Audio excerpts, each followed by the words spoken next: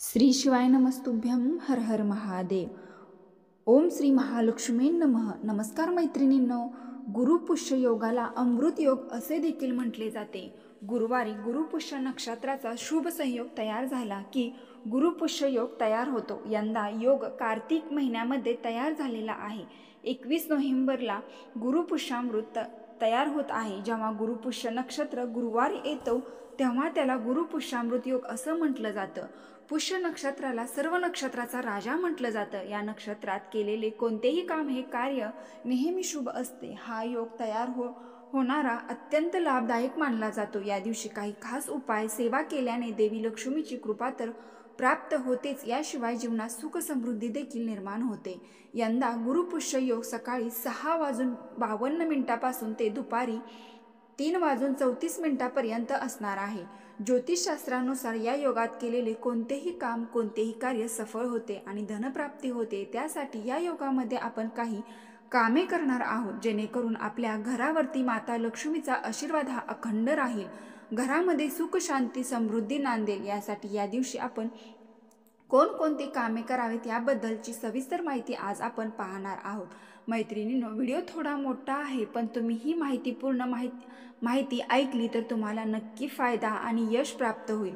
गुरुपुष्यामृत योगावरती स्त्रियांनी सकाळी लवकर उठावे, स्वच्छ अंघोळ करून घ्यावी. अंघोळ करत असताना अंघोळीच्या पाण्यामध्ये चिमूटभर हळद टाकावी, कारण गुरुपुष्यामृत योग गुरुवारी तयार होत असतो. गुरुवारी आपण हळदीचे काही उपाय केल्याने आपल्या घरामध्ये नकारात्मक ही पूर्णपणे नष्ट होतेच होते, पण आपल्या मनामध्ये जी काही सतत निगेटिव्हिटी नकारात्मकता निर्माण होत असते ती सुद्धा अंघोळीच्या पाण्यामध्ये हळद टाकल्याने पूर्ण नष्ट होत असते. सकाळी लवकर उठल्यानंतर आपले जे काही अंगण आहे, आपल्या घराच्या मुख्य दरवाजासमोर जे काही परिसर आहे तो स्वच्छ करून घ्यायचा आहे. त्यानंतर आपण हळदीचं पाणी करायचं आहे. हळदीचं पाणी उंबरठ्यावरती शिंपडायचं आहे. हळदीचं पाणी उंबरठ्यावरती शिंपडल्याने घरामध्ये धनसंपत्तीचे योग तयार होतात. यानंतर थोडंसं पाणी उंबरठ्याच्या दोन्ही बाजूला शिंपडायचं आहे. असे केल्याने आपले जे पितृ असतात तर ते पितृ आपल्या दाराशी बसलेले असतात आणि ते पाणी पिऊन तृप्त होतात आणि आपल्याला पितरांचा आशीर्वाद देखील लागतो. यासाठी उंबरठ्याच्या दोन्ही बाजूला पाणी शिंपडून घ्यायचं. त्यानंतर आपलं जे अंगण आहे तर ते आपल्याला स्वच्छ करून घ्यायचं आहे.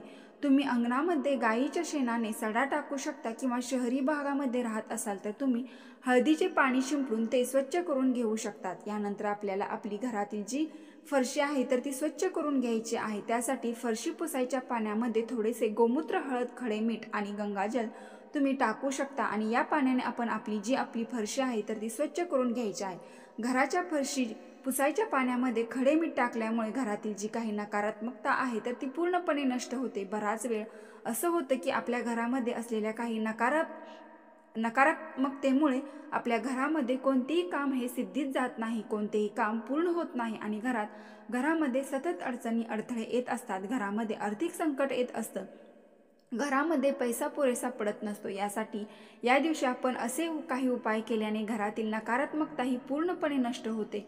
पुसायच्या पाण्यामध्ये मीठ टाकून आपण फरशी पुसल्यामुळे घरातील काही वास्तुदोष असतात तर वास्तुदोष देखील दूर होतात. यानंतर आपला मुख्य दरवाजा देखील आपल्याला स्वच्छ करून घ्यायचा आहे. त्यामध्ये हळदीच्या पाण्याने आपल्याला मुख्य दरवाजा पुसून घ्यायचा आहे. पुसायच्या पाण्यामध्ये चिमूटभर हळद टाकायची आहे आणि आपण मुख्य दरवाजा पुसून घेतल्यानंतर ओल्या कुंकवाने तिथे स्वस्तिक हे चिन्ह काढणार आहोत.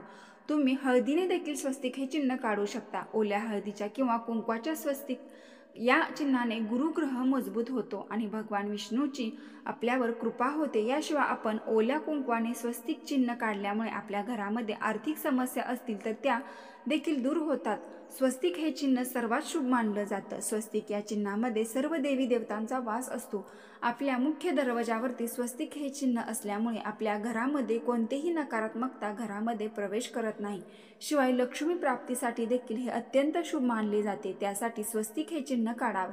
त्यानंतर त्या स्वस्तिकची पूजा देखील आपल्याला करून घ्यायची आहे. हळदी, कुंकू, गंध, पुष्प वाहून आपल्याला स्वस्तिक या चिन्हाची पूजा करून घ्यायची आहे.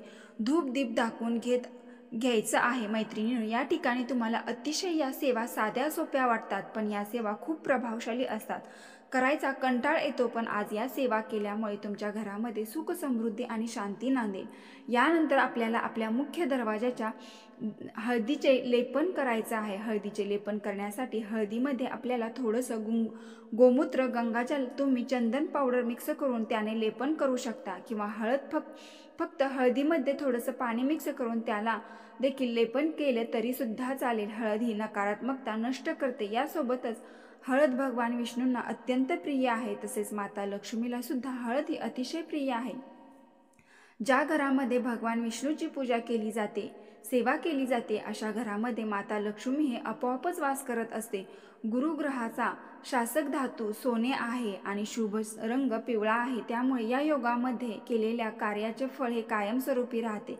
म्हणजे तुम्ही या योगामध्ये जी काही खरेदी कराल तर त्यामध्ये सतत भर होत राहते, वाढत राहते, त्यामध्ये कधीही कमतरता येत नाही. यासाठी या शुभ योगावरती सोने खरेदी केलं जातं. परंतु सोने खरेदी करणे तुम्हाला शक्य नसेल तर या दिवशी तुम्ही 5-10 रुपयाची हळद देखील खरेदी करून आणू शकता. हळद ही गुरुला देखील प्रिय आहे आणि भगवान विष्णूला देखील अत्यंत प्रिय आहे. त्यासाठी शक्य असेल तर या दिवशी तुम्ही हळद नक्की खरेदी करा. मुख्य दरवाजातून आपल्याला घरामध्ये चांगल्या आणि वाईट गोष्टी प्रवेश करत असतात. जेव्हा आपल्या घराचा मुख्य दरवाजा हा सुशोभित असतो तर अशा वेळी माता लक्ष्मी अशा घरामध्ये अखंड वास करते. आणि आपण हळदीचे लेपन केल्यामुळे जी काही नकारात्मकता असते तर ती घरामध्ये प्रवेश करत नाही. कारण ज्या घरामध्ये येणारे प्रत्येकच व्यक्ती घरामध्ये कोणत्या मनात विचार घेऊन येते हे आपल्याला माहीत नसतं. त्यासाठी आपल्या घराच्या मुख्य दरवाजावरती अशा शुभ दिवशी जर हळदीचे लेपन असेल तर घरामध्ये नकारात्मकता प्रवेश करत नाही. शिवाय महालक्ष्मीच्या स्वागतासाठी देखील आपल्याला असं हळदीचे लेपन आवर्जून करावे. छोटीशी का होईना रांगोळी काढावी. त्यानंतर आपल्याला हळद, कुंकू, गंध, पुष्प, अक्षता वाहून उंबरठ्याची पूजा करून घ्यायची आहे.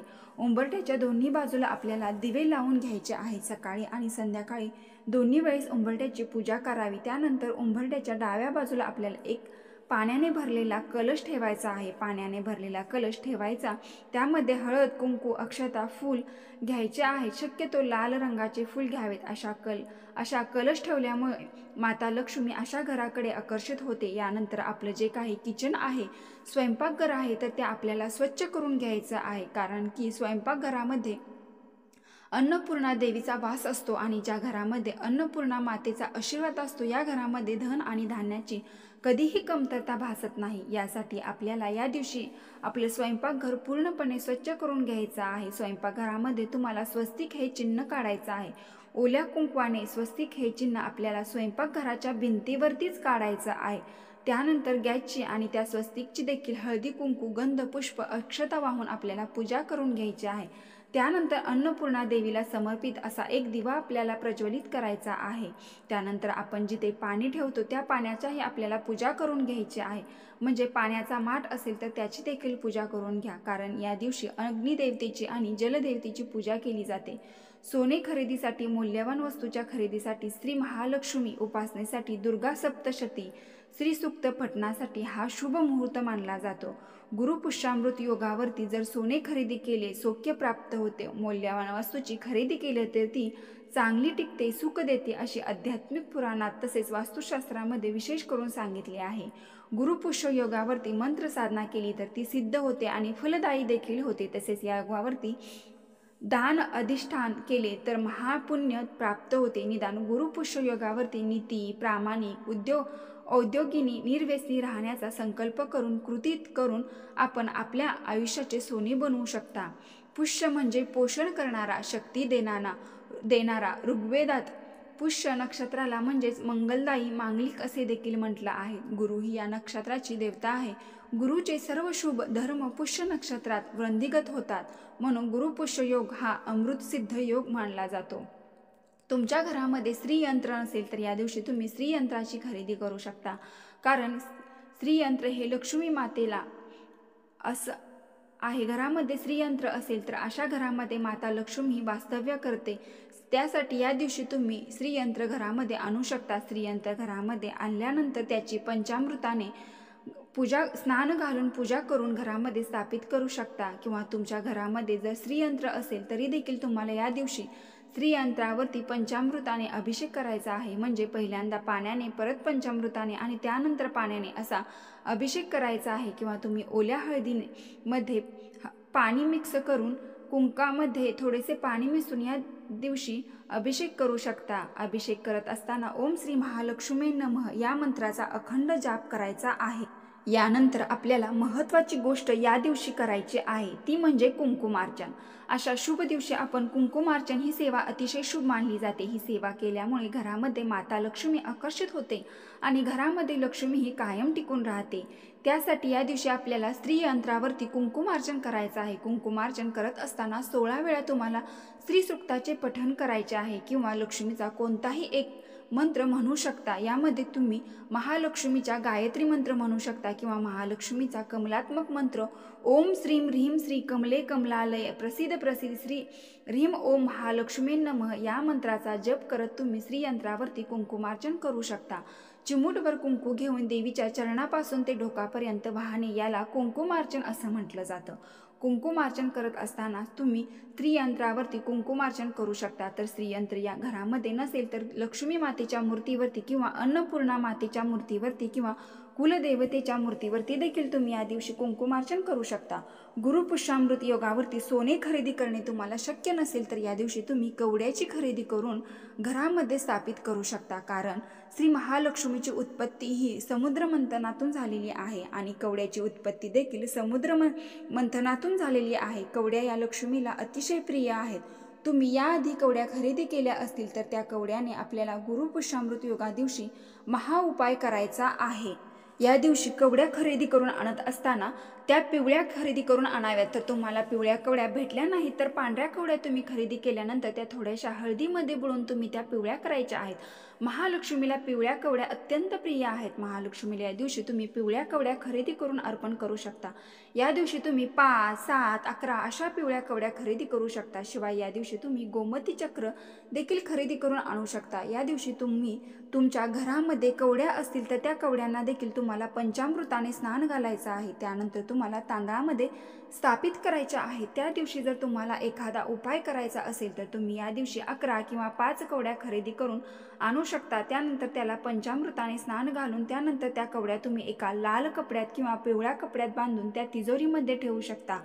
कवड्या हातामध्ये घेऊन तुम्हाला 16 वेळा श्रीसूक्ताचं पाठ करायचं आहे. तुम्हाला जमत नसेल तर 1 वेळा केला तरी सुद्धा चालेल. त्यानंतर त्या कवड्या महालक्ष्मीच्या चरणी अर्पण करायच्या आहेत.